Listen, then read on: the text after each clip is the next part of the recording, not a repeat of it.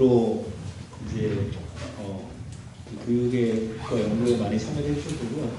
조학수 교수님은 민스에 꽤 오랜 기간 계셨고요. 잘 아시다시피 네트워크 안에 거의 1위 업체죠. 이제 그 민스의 성장을 거의 같이 하신 그 부사장까지 역임하시고 지금 이제 호소대로 이제 오시게 된 조학수 교수님이십니다. 예, 큰 박수로 환영 부탁드립니다. 반갑습니다.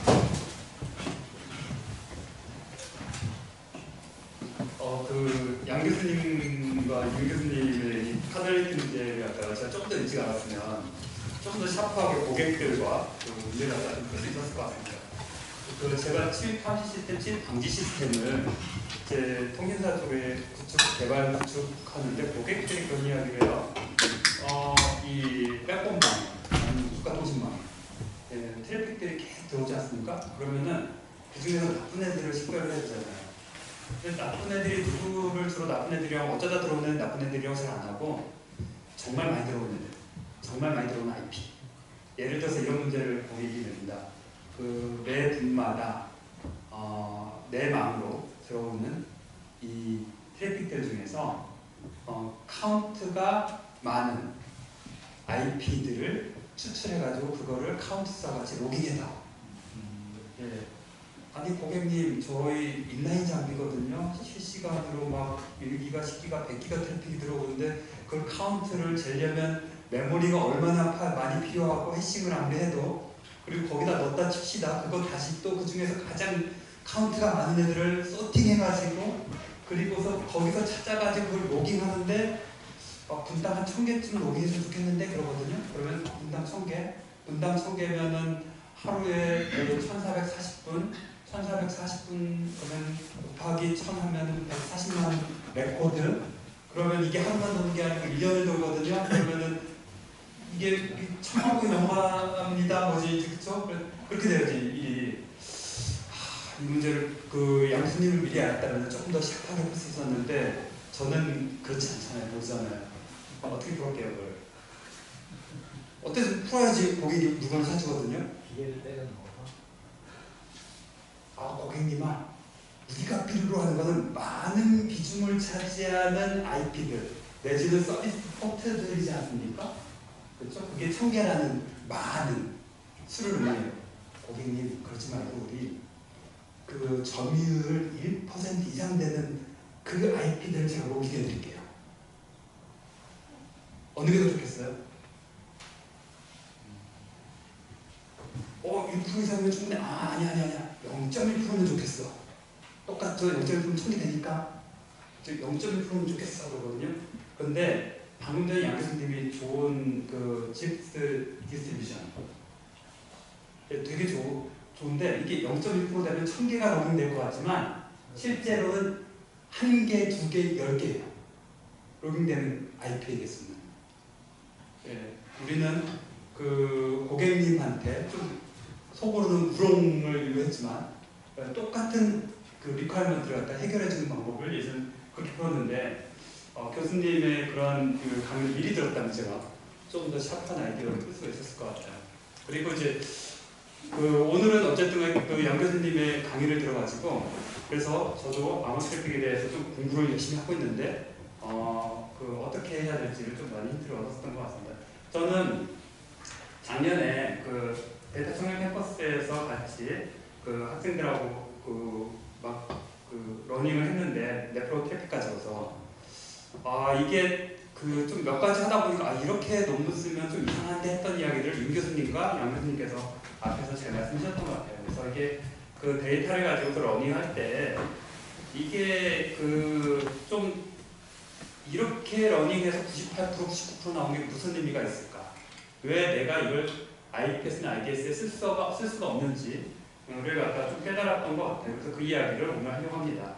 그래서 전적으로는 이제 기존에 제가 했던 일은 패턴을 잘 보고 패턴 매칭을 해가지고 이상 트래픽들을 찾아서 그것들을 필터링 해내는, 탐지해내는 그런 일들을 했는데 이게 암호 트래픽으로 인해서 말짱 도둑이 됐어요. 패킷이 페이로드를 제대로 볼 수 있어야지 패턴 매칭을 잘 하고 그럴 건데 그래서 이게 그냥 국가통신망 앞쪽에서 이렇게 하는 건 좀 불가능하고요. 그러다 보니까는 이제 SSL 디코딩만 그 디크립션된 패킷 안에서 패턴 매칭한 쪽으로만 일단 하고 그렇게 됐는데, 그렇게 안 하고 이제 암호화 트래픽들 가지고서 어떻게 그 이상 트래픽을 탐지할 것이냐. 그래도 할 수 있는 부분들이 있습니다. 디도스 쪽이 가능하지만 그렇지 않고 좀 어려운 부분들이 있고요. 그래서 우리 이상 트래픽 탐지를 어떻게 하고, 그런데 이걸 이제 AI 가지고 많은 성과를 낸다고 논문들이 쭉 나왔는데 그것들이 과연 정말 의미가 있는가? 그러면 이제 앞으로 우리는 그 AI 기술을 활용해서 이상 트래픽 탐지를 어떻게 하지? 이런 이야기를 좀 하려고 합니다. 이상 트래픽에 대한 정의는 우선 보면은 그냥 그 정상적인, 그 정상이 아닌 여집합이 이상인데요. 그래서 이상 서비스, 정상적인 서비스를 운영하는데 문제를 유발하는 내지는 이런 해킹 트래픽, 악성 코드의 전파, 디도스 공격과 관련된 이런 트래픽들을 말을 하고, 그걸 탐지하는 방법들은 우리가 이제 알려진 시각적 공격을 시그니처를 가지고 탐지할 수도 있고요. 아니면 그 로그인 프로토콜 같은 경우는 비정상적인 접속 시도를 탐지할 수도 있고, 평소와 다르게 데이터 패턴들, 예를 들어서 이제 우리가 개인정보를 그 침투해서 개인정보 DB를 대량으로 한 방에 유출한다든지 그랬을 때 이제 싱글 플로우가 굉장히 많은 트래픽들을 갖다가 그 점유하잖아요. 그런 것들, 비정상 데이터 유출, 아니면 높은 트래픽 볼륨을 갖고 디도스를 탐지한다든지, 아니면 이런 앞에서 이야기한 데이터 유출을 탐지한다든지 이런 것들이 있을 수 있습니다. 제가 처음에 그 SSL 디코딩을 이제 그 디크립션을 할 때는 2008년에 이제 인라인 장비에다 넣었거든요. 그런데 그때는 그게 이제 금융 쪽이 그 뱅킹 서비스나 이런 쪽이 가장 먼저 SSL 그 디크립션을 갖다가 넣었어요. 그래서 그쪽에 이제 인크립션 하는 쪽이 들어있어가지고 그쪽에다 넣었는데, 그때 이 국가통신망이나 이런 이제 그나마 좀 이제 그 모바일 통신망인데, 국가통신망 같은 경우에 한 10%, 20%, 30%대의 암호화 트래픽 점유율이 있었거든요. 그런데 2010년대 초반에 모바일망이 그래도 이 SSL 트래픽의 비율이 가장 높았는데 그때가 한 30%, 40% 이랬습니다. 그런데 지금 현재는 80% 이상, 심지어는 90% 이상 이라고 하고, 2019년에 웹 트래픽의 80% 이상이 암호화되어 있고 21년에 95%까지가 이제 웹 트래픽이다. 저기 암호화된 트래픽이다. 라는 게 이제 G스케일러의 리포트에 있습니다. 그래서 지금은 대부분 트래픽들이 다 암호화되어 있기 때문에 플레인 텍스트에서 어떤 패턴 매칭을 한다든지 이런 것들이 이제는 무의미한 상황이 돼서 제가 이제 이렇게 이제 뭐 해갖고 먹고 살지? 이제 이런 이제 고민들이 많은 상황들이 돼버렸었습니다. 그래서 특히나 이게 그 공격 트래픽은 암호화가 안 되는 그런 상황은 나요. 우리는 악성 트래픽들을 탐지하려고 하는 거지 정상 트래픽이 암호화됐든 말든 별 관심이 없으니까. 이전에는 공격 트래픽의 암호화 비중이 비교적 낮았었는데 최근 넘어오면서는 이런 그 공격 트래픽의 암호화 비중이 꽤 많이 높아지고 있습니다. 그래서 2022년 기준 G스케일러 리포트에는 85% 이상의 공격 트래픽이 암호화되어 있고 지속적으로 이 비중은 계속 높아지고 있어요. 그래서 보면은 이제 스팸이라든지 이걸 쭉 해가지고서 옆에 나와 있는 이 공격들에 대한 그 트래픽이 계속 증가율이 어마무시하다, 10배 이상 튄다. 이런 이제 리포트들을 볼 수 있습니다. 그래서 이게 이제 현재 상황으로서는 진짜 패턴 매칭 갖고서 뭘 찾아내는 게 굉장히 좀 무의미한 상황이 돼버렸고요. 그래도 좀 할 수 있는 여지가 조금이나마 희망을 걸 수 있는 게 있었어요. 왜냐하면 SSL 핸드쉐이킹을 할 때 핸드쉐이킹을 하고 우리가 사이버시트를 교환하기 전까지는 플레인 텍스트로 이게 교환을 했거든요. 그러면 거기서 여러 가지 힌트들을 많이 얻을 수가 있었어요. 적어도 사이버시트는 뭘로 할 건데, 아니면 접속하는 서비스의 URL은 어떻게 되는데, SNA 값은 뭔데, 이런 것들을 알 수 있었거든요.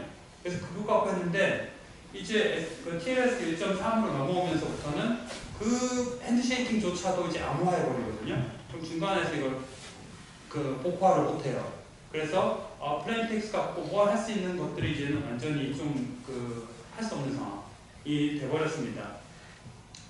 그래서 이상 트래픽을 탐지하는 방법들이 이전 전통적인 방법에서도 통계적인 접근은 굉장히 좋은 방법이었어요. 특히나 이제 아까 이야기한 로그인 프로토콜 같은 이런 비정상적인 그 과도한 접근이라든지, 아니면은 이 디도스 공격이라든지 이런 것들 아주 좋아요. 그래서 정상 인계치를 잡아놓고 나서 인계치를 넘어가면 이 탐지해내는 것들, 그 양승님께서 이야기한 앞에서 이야기한 퍼센트 타임 안에 모든 것들을 다 해결할 수 있는 굉장히 그 심플해가지고 인라인 장비에 넣기에 굉장히 좋은 알고리즘들이었었습니다.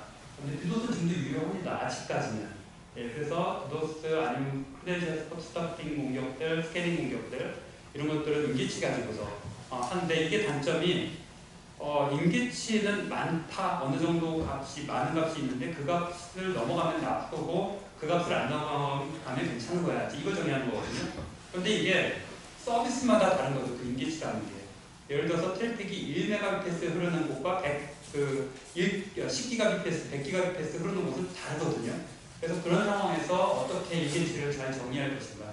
임기치 튜닝을 자동으로 러닝하는 여러 가지 방법들도 있습니다. 그리고 두 번째 이제 공격 시그니처 갖고서 패턴 매칭을 하는 방법들이 있는데 전에 심플 패턴만 갖고도 아주 공격을 잘 디텍트해냈는데 그 이후에는 이제 스노툴이라든지 이런 것들 갖고서 에그 에스프레션 가지고서 이제 그 패턴 매칭을 하게 됐는데요. 요즘에는 이제 플레인텍스트로 트래픽들이 흐르지 않기 때문에 플레인 트래픽이 흐르지 않기 때문에 시그니처 패턴 매칭 자체가 이제 의미가 별로 없어져 버리죠. 그러다 보면 이제 그 트래픽의 양상 가지고서 해야 되는데 이제 레프로 데이터라든지 아니면 그거의 통계적인 분포 가지고서 우리가 아무 트래픽 환경 하에서 비정상 트래픽을 성취해야 되는데 그걸 그냥 하려고 했더니 사람의 눈으로 이제 할 수가 없는 상황들 시그니처 갖고 되지 않기 때문에 그러다 보니까 우리가 머신러닝 기법을 갖다가 활용을 해야 되는데 그럼 무엇을 그 피처로 쓰고 어떻게 정상과 비정상을 갖다가 레이블링을 할 것이냐 이제 이런 문제들이 나오게 됩니다. 그래서 이런 머신러닝을 갖다가 연구를 하다 보면은 정상 트래픽을 아니 그 실제 트래픽을 가지고 하면은 좋은데 앞에서 유명근 교수님께서 설명하신 것처럼 실제 트래픽 가지고 그 하기에는 이게 이제 어느 정도 잘했다에 대한 척도를 만들기가 되게 어려워져요. 그래서 우리가 잘 만들어진 좀 아쉽긴 하지만 잘 만들어진 데이터셋 가지고서 한 다음에 거기서 된 여러 가지 학문적인 알고리즘을 가져다가 이제 실망에다가 다시 튜닝해서 적용해 놓는 이런 방식을 쓰거든요. 그래서 잘 알려진 이러한 데이터셋들이 이렇게 쭉 있습니다. 그래서 그걸 가지고서 우리가 이상 트래픽 탐지에 하는데 대부분의 네트워크 관련한 트래픽들은 주로 빅캡 데이터들이 있는 경우도 있고요. 그런데 이 빅캡 데이터는 굉장히 어마무시하게 크고요. 두 번째는 개인정보 문제가 있기 때문에 프라이버시 문제가 있기 때문에 빅캡 안에서 이 개인정보가 혹시라도 들어가 있으면 이건 그 문제가 되지 않습니까? 그럼 그걸 다 일일이 필터링 해내야 되는데 그게 굉장히 어려워요. 그러니까 빅캡 자체를 다 저장하지 않고 앞에 몇 바이트만 저장한다든지 뭐 이런 것들이 돼서 정상적인 빅캡이 아닌 경우가 굉장히 많습니다. 그래서 실질적으로 쓸 수 있는 것들은 주로 넷플로우 데이터 내지 그거와 관련된 통계 데이터들이 주가 이제 됩니다. 그래서 그걸 가지고서 머신러닝을 하는데 머신러닝에서 가장 비교적 꽤 오래된 알고리즘 이제 서브 벡터 머신입니다. 이거는 그냥 우리가 정상과 비정상을 갖다 나눌 때 그 가운데 하이퍼플레이 그 초평면을 하나 더워서 정상과 비정상을 갖다가 구분하는 문제예요. 그래서 이게 이제 이렇게 하나의 그 초평면 하나일 수도 있고요. 이걸 갖다가 우리가 그 커널을 이용해서 비선형으로 어떤 곡선 형태로 바꿀 수도 있게 됩니다. 그래서 이렇게 이제 선형으로 분류해내는 이런 방법들이 있는데 이게 비교적 연산형이 아주 크지도 않으면서 분류를 꽤 잘 해줘요. 예, 그런데 이제 문제는 뭐냐면은 그 하나의 깔끔한 좀 평면으로 이게 분류가 될 수 있는 내지는 그게 좀 커널링해서 곡선이 들어가는 비교적 깔끔한 평면으로 분류해낼 수 있는 그런 경우에 이게 잘 되는데 그렇지 않고 이제 이게 좀 경우의 수가 많아지는 문제가 될 때는 이게 좀 그렇게 아주 효과적이지만은 않다 이런 것들이 있고요. 두 번째가 이제 그 KNN, K-니어리스트 네이버 문제인데 이거는 이제 투표를 하는 거예요. 내가 그 주변에 가장 가까운 예를 들어서 K가 3일 경우 한 3개 점을 선택해서 이 3개 중에서 가장 많은 그 분포를 가지고 있는 색깔한테 그 새로 들어온 색깔 그 점을 갖다가 그 색깔을 부여하는 문제이기 때문에 투표를 하는 문제로 해서 주로 이제 클래시파잉을 하는 그런 방법들이 있고요. 여기 거리에 대한 정의는 그냥 거리를 갖다 어떤 식으로 정의할 건지 유클리디안으로 정의할 건지 맨하탄으로 정의할 건지 아니면 민코프스키로 정의할 건지 이런 이제 그 방법들을 가지고 정의할 수가 있습니다. 아니면은 디시전 트리입니다. 사실 디시전 트리는 매우 연산량이 적으면서 그리고 잘 분류해내는 그리고 꽤 오래된 역사를 가지고 있는 알고리즘입니다. 그래서 디진트리의 알고리즘 이제 이 분류해내는 거는 우리가 이 파라미터들, 피처들을 가지고서 어떤 피처를 가지고서 이걸 분류해낼 거냐인데 엔트로피의 정보의 엔트로피 차이, 인포메이션 개인의 값이 가장 높은 그 피처를 가지고서 분류를 해나가는 그런 방법입니다. 그래서 가장 유명하게 이제 ID3와 그다음에 CEDA5, CORE5하고 CORDA5가 있고 그다음에 이런 것들 이제 CA4.5 같은 경우에는 좀 ID3에서 우리가 이 연속적인 밸류와 그냥 이산적인 밸류들에 대한 소통 처리라든지 아니면 결측지 값에 대한 처리 아니면은 이 어트리뷰트 피처가 어떤 피처는 좀 그걸 획득하기 좀 비싼 피처들이 있고 어떤 피처는 좀 싼 피처들이 있거든요. 그럼 이제 그것들에 대한 것들 중에 가중치를 더 가지고서 이거 풀어낸다든지 아니면은 그렇게 트리를 만든 다음에 좀 의미가 없는 노드를 갖다가 제거해내는 그런 형태로 갖다가 우리가 좀 계산 속도를 빠르게 한다든지 이런 알고리즘들이 추가되어 있습니다.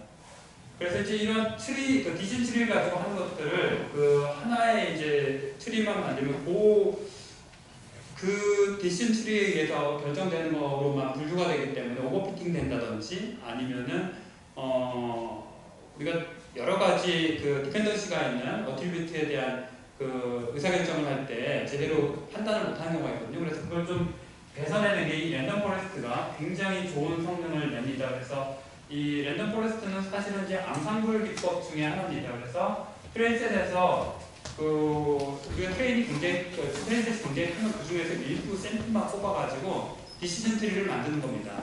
그래서 디시전 트리를 각각의 샘플을 뽑아가지고 만든 다음에 그 결과를 앙상블에서 어떤 의사결정은 트리 1을 따르고 어떤 의사결정은 트리 2를 따르고 어떤 의사결정은 트리 3를 갖다 따르는 게 좋겠다라고 투표를 해가지고 그걸 가지고 결정해가지고서 마지막 결론을 내는 그런 형태인데 비교적 성능도 굉장히 괜찮고 그 다음에 이게 장점을 가지는 게 알고리즘도 굉장히 심플하면서 장점을 가지는 게 병렬 처리가 가능한 장점이 있어요. 즉 GPU를 활용할 수 있다는 장점이 있습니다. 그렇기 때문에 트레이닝 셋이 굉장히 큰 경우에 그때 좋은 성능을 갖다 발휘할 수 있다라는 그래서 별거 아닌 것 같으면서도 꽤 괜찮은 알고리즘이다라고 보시면 될 것 같습니다. 그 다음에 이제 부스팅 알고리즘 중에 이제 그레디언트 디센트 부스팅 모델이 하나 있는데 요것도 트리 알고리즘, 디신 트리 알고리즘입니다. 그래서 샘플을 뽑은 다음에 그 중에서 인포메이션 게인이 높은 쪽으로 이렇게 트리를 만들어요. 첫 번째. 그러면은 우리가 보는 것처럼 이렇게 평면이 하나 버지죠. 이렇게 디신 트리가 하나 만들어지니까 그 다음에 다시 이제 또 의사결정을 하면은 트리 노드가 하나 더 만들어주면서 이렇게 평면이 거져요. 우리가 SVM에서 서킷 머신에서는 이런 하이퍼 플레인이 하나였는데 지금 이렇게 조건부 확률처럼 이렇게 계속 하이퍼 플레인이 늘어나고 있죠. 그래서 이와 같은 방법으로 디시전트리를 갖다가 만들어내는 그런 형태로 이제 우리가 전적으로 클래시파잉 알고리즘을 만들어냈는데요. 이것도 꽤 괜찮은데 문제는 이제 아주 좋은 성능 디신트리보다 괜찮습니다. 이게 그렇지만 앞에 있는 랜덤 포레스트나 이런 것들보다 좀 그렇게 좋은 성능을 내지는 않습니다. 그리고 이제 이걸 좀 개선한 게 그래서 우리가 XGBoost라고 해가지고 이 GBM을 갖다가 좀 더 개선해서 우리가 데이터를 갖다 이렇게 분할하고 디신트리를 생성할 때 병렬 처리할 수 있어서 속도를 좀 빨리 할 수 있고요. 그 다음에 손실함수에 이제 L1, L2 정도에서 오버피팅을 갖다 좀 방지하고 그 다음에 앞에서 랜덤 포레스트와 마찬가지로 프로닝과 그 다음에 결측지에 대한 처리 부분들이 추가되어 있다는 것들이 좀 그 장점을 가지고 있습니다. 그런데 이제 앞에 것들 같은 경우는 피처들이 이미 있는 경우에 이제 그걸 가지고도 잘 우리가 분류해내는 그런 알고리즘들이거든요. 근데 이제 요거는 ST 그래프 같은 경우는 우리가 넷플로우 데이터 같은 경우에 보면은 노드들 IP 같은 것들이 있는데 이 IP는 이제 IP가 있는데 이거는 좀 공간적인 개념으로 볼 수 있고요. 그 다음에 플로우와 플로우 사이의 이 트래픽들에 대한 흐름들, 간격, 듀레이션 이런 것들, 통계량 이런 것들은 시간적인 어떠한 그 피처들에 해당돼요. 그래서 이런 것들을 가지고 그 모양을 보고 그 모양이 비슷한 거를 찾아내는 문제로 바꿀 수가 있거든요. 그래서 이 문제는 이제 그래프 문제로 많이 바꿀 수 있고, 그래서 이제 최근에 연구가 많이 되고 있는데 우리 이제 이태진 교수님이라든지 아니면 윤명근 교수님께서 이제 주로 암호 트래픽들에 대한 부분들을 연구할 때 이 부분을 많이 하시는데, 저도 작년에 이렇게 여러 가지 생수를 하다 보니까는 결국에는 이게 그러한 쪽으로 암호 트래픽을 갖다 푸는 흐름으로 갈 수밖에 없겠구나 하는데, 이거는 일단 그래프를 만들어주는 작업들이 먼저 들어가야 돼요. 그런데 그러려면은 이 그 프리프로세싱을 해줘야 되는데, 실제 트래픽들이 마구 그 밀려 들어오는데 그걸 프리프로세싱을 하고 있으면은 그러면 이미 트래픽이 지나가 버리고 말거든요. 그러면은 탐지는 할 수 있을지언정 그걸 필터링 해낼 방법들은 없다는 문제가 있는데, 그런 방법들을 우리 이제 양 교수님께서 카운팅 문제를 갖다가 이걸 실시간으로 만약에 해낼 수 있는 문제가 되어버린다면, 예, 그 문제들을 좀 쉽게 풀 수 있는 방법들을 찾아낼 수 있는데 좋은 그 힌트가 되지 않을까 생각이 듭니다. 그리고 이제 우리가 대표적인 것들은 딥러닝을 가지고서 이런 비정상 트래픽을 탐지하는 것들이 있고, 실제로 논문들은 예전 논문들이 굉장히 많습니다. 그래서 딥러닝을 가지고서 레프로 데이터 가지고서 레이블링 레프로 데이터 가지고서 비정상 트래픽들을 탐지를 해내는 것들, 예, 꽤 결과들은 잘 나오고요. 한 95에서 98, 99%까지 결과들은 나옵니다. 꽤 괜찮은데, 오늘은 이러한 딥러닝을 하거나 아니면 앞에 이 머신러닝 알고리즘들 갖고 우리가 러닝을 할 때 그게 과연 신뢰할 수 있을까? 이런 이야기를 하려고 합니다. 그리고 CNN을 가지고 하는 이야기들도 나옵니다. 그래서 요거 CNN 같은 경우에는 우리가 그 전체 데이터들을 갖다 이렇게 마치 2디멘셔널 데이터를 만들어 가지고 그 근접 데이터들을 이제 이 필터라는 걸 가지고 연산을 해서 그들 사이의 관계를 가지고 우리가 그 어떤 새로운 피처를 만들어내고, 그것들이 다시 차원 축소를 해가지고 맥스플링 알고리즘을 써가지고 차원 축소를 해가지고서 다음 축에 전달해서 또 똑같이 그 관계를 갖다가 추출해내는 이런 방법입니다. 이게 그냥 전체를 다 연산을 하게 되면 꽤 연산량이 많아지게 되는데, 이 필터만 가지고 연산하기 때문에 연산량이 좀 많이 줄어드는 그런 장점들이 있습니다. 그리고 또 하나가 트래픽이라는 게 시계열 데이터이기 때문에 LSTM을 가지고서 하면 좋지 않겠냐 뭐 이래가지고 이걸 가지고 한 경우가 있거든요. 근데 이걸 가지고 하는 결과 중에서 제가 그렇게 좀 결과가 좋은 논문은 많이 못 봤던 것 같아요. 왜 그럴까 생각을 하면, 사실은 시계열은 시계열이지만 네트워크의 플로우로 들어오는 이 데이터들은 앞의 데이터와 이전 데이터가 별로 연관성이 없어요. 서로 독립해요. 다른 사람들이 만들어낸 트래픽들이기 때문에. 사실은 내 데이터와 나의 이전 데이터는 상당히 연관성이 있거든요. 근데 내가 아닌 내 데이터와 남의 데이터는 서로 연관성이 많지 않기 때문에, 사실은 이 네프로 데이터를 LSTM에다 그대로 갖다 넣어버리면, 전처리 안 하고 그대로 갖다 넣어버리면 오히려 딥러닝 DNN 결과보다 결과는 좋지 않다. 이런 것들을 볼 수 있습니다. 결론 좀 시간이 다 돼가지고 빨리 결론을 내겠습니다. 그래서 제가 이제 말씀드리는 거는, 제가 작년에 연구했던 이 데이터인데, 이 데이터가 작년 말에 똑같이 이제 이게 호주의 퀸슬랜드 대학에서 공개한 데이터인데, 레프로 데이터인데요. 엠프로브 엔탑스 가지고서 이제 레프로 83개 피처를 갖다가 추출했고 약 7,500만 건 데이터인데, 이런 식으로 소스 IP, 데스티네이션 IP, 소스 포트, 데스티네이션 포트 해가지고 쭉 해가지고 43개의 피처 우리 갖다가 이렇게 쭉 추출해낸 이런 데이터고, 그 다음에 공격이야, 정상이야, 그 다음에 공격이면 얘가 디도스야, 뭐야 레이블링을 해준 데이터들이 있습니다. 이거 가지고 이제 해보면 되는데, 전적으로 분포를 보게 되면은 디도스가 가장 많고, 그 다음에 웜이 가장 적고, 전체적으로 총 공격의 개수는 20가지 멀티플레이시케이션 하는 문제입니다.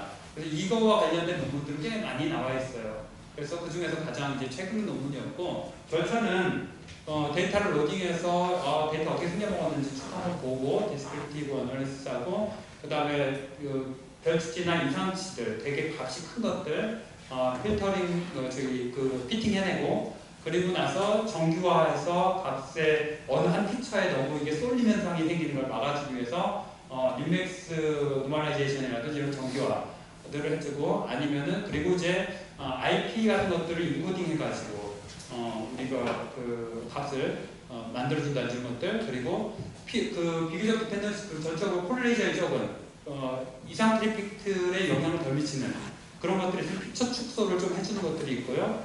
그 다음에 요 데이터 스플릿 관련해서 제가 지금 이야기를 해봅니다. 그 트레인 셋과 테스트 셋을 갖다 나누는데 이게 그냥 우리 나누듯이 나누면 좀 곤란하다는 이야기를 하려고 합니다. 그리고 나서 이제 머신러닝 알고리즘 써가지고 이벨레이션을 한 8차례 갖다 거치는데 요거는 결과가 굉장히 좋게 나오는데 좀 몇 가지 이 논문은 다른 논문들에 비해서 결과가 이상하게도 제가 잘 이해를 잘 못하는 그런 논문이긴 합니다. 작년 말 논문인데 그래서 보면은 그 소프트 벡터 같은 경우에 98%, 그 다음에 디신트리 98% 똑같이, 그 다음에 랜덤 포레스트 같은 경우에 99%, 그리고 K 니어리스트 같은 경우도 98%, 그 다음에 캣부스트 같은 경우 99%, GBM이 98%, 그 다음에 LSTM이 98% 보면은 LSTM이 그렇게 아주 높지만은 않다.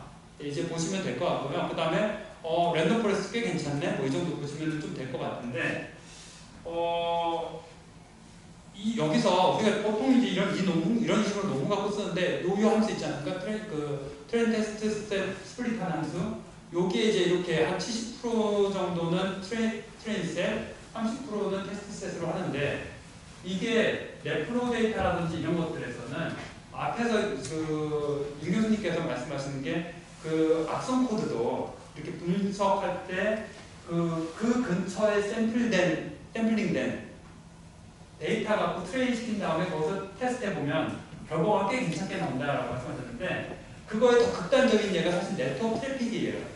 그래서 네트워크 트래픽을 이런 식으로 하면은 이게 결과가 소스 IP 있고 데스티네이션 IP 있고 포트들이 있는데 사실 이거가 그 다음 페이지에서 보면은 그 랜덤 포레스트에서 그 관련도가 높은 데이터를 어떻게 쭉 그 픽처들을 한번 봤거든요. 보면은 데스티네이션 IP와 소스 IP가 그거의 악성 여부와 그 상관도 코릴레이션이 굉장히 높습니다. 그래서 이런 것들이 이제 값이 높은데 그 힌트가 결국에는 이렇게 스플릿하면서 요게 그대로 들어가게 돼요.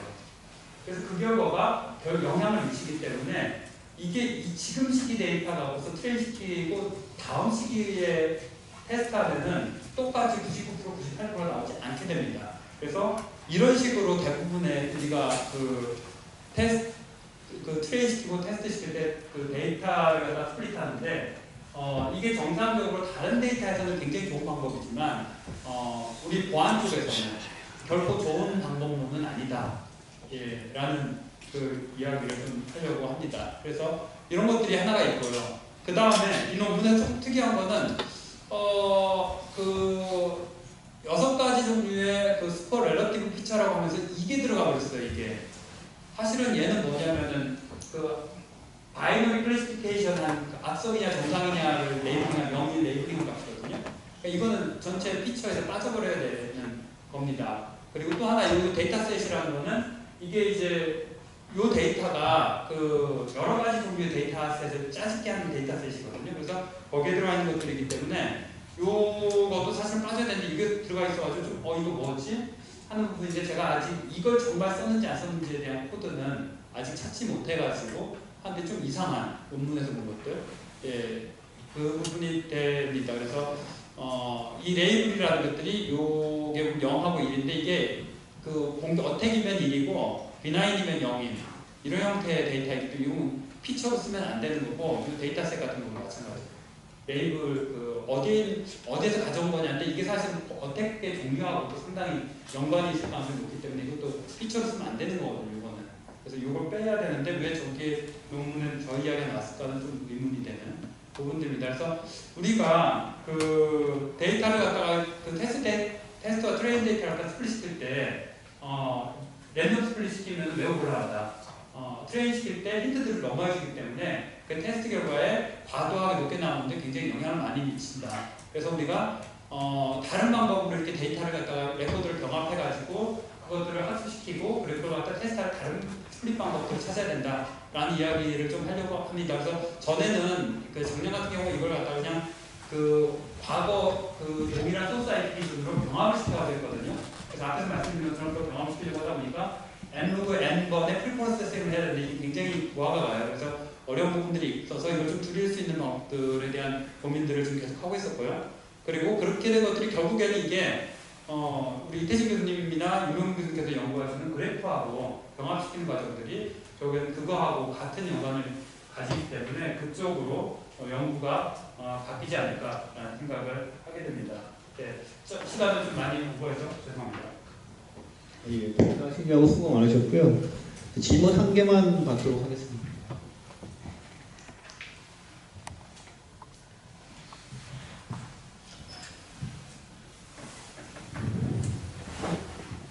네. 네, 시간이 남으니까 평소에 저도 이 연구를 하다가 이제 우리가 효율성을 많이 생각하는데 대부분 이제 어큐러시 가지고 하는데 과연 98몇 %와 99%의 어떤 이런 차이가 큰 의미를 진짜 가지는 건지 안 그러면은 오히려 그런 것보다는 시간이라든지 효율성 이게 더 큰 의미를 가지는지 저런 데이터를 볼 때마다 99.9%, 98% 어떤 차이가 있는지 좀 궁금해요. 예, 좋은 질문입니다. 그 앞에서 유명근 교수님이 말씀하시기에 언론 퍼티그 문제들, 예, 그러니까 사실은 이게 가장 높은 게 99.07이지 않습니까? 네. 우리가 볼 때 연구할 때 굉장히 높은 것 같아요. 그런데 저걸 이제 제가 IDS를 만들어가지고 필드에다 넣었습니다. 그 초당 패킷이 한 1000만 패킷이 들어온다라고 해봅시다. 만약에 그러면은 99%면 100개 중에 하나는 그 놓치거나 아니면 하나를 정상인들을 그 공격이라고 알람을 띄우는 거거든요. 100패킷마다 하나를. 근데 실제로 필드에서 공격 패킷의 비율은 10,000패킷, 1000만 패킷당 하나여도 많은 수준입니다. 그렇기 때문에 정상 패킷은 굉장히 많고요. 정상 패킷이 굉장히 적거든요. 그 상황에서 90%의 정확도나 이런 거는 굉장히 필드에 적용하기는 별로 좋은 숫자는 아닙니다. 더 높아야 됩니다. 더 높아야 된다고요? 네. 그래서 연구할 때는 물론 저보다 더 잘 아시는 부분들이 있기 때문에 필드에서는 저는 아직 그 적용하기에 매우 곤란한 값이다. 99.07로요? 예, 99.9이면 조금 고민해보기 시작하는 단계 좀 될 것 같습니다. 잠깐 사실 큰 의미가 없고요. 근데 간혹 요즘 저런 논문들은 나옵니다. 뭐냐면 프리시즌을 1을 보장한다. 그러니까 리콜이 한 0.8이더라도 프리시즌이 1이 되면 그건 오탐이 없다는 얘기가 되기 때문에 그거는 조금 더 이제 산업체에서 쓸만한 기술이 될 수 있는 거죠. 이제 그렇게 하려면은 유명 교수가 최근 이렇게 하신 연구하시는 그런 레이블링 기술들, 예, 이런 것들이 이제 굉장히 중요했어요. 네, 감사합니다. 예, 뭐더 논의를 하면 좋겠지만 지금 시간이 많이 지나서 수고해주신 조학수 교수님께 큰 박수 부탁드립니다.